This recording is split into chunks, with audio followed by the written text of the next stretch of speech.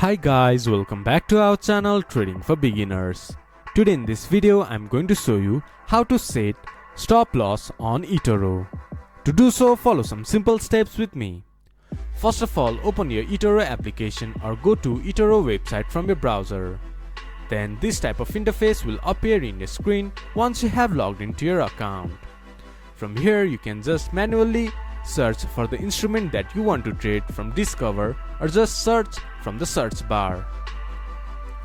Then this type of interface will appear in your screen.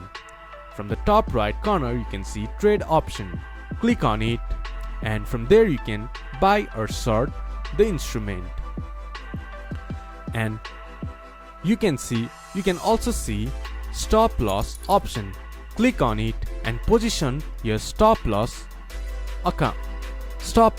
option. This is how you can stop loss on Etoro.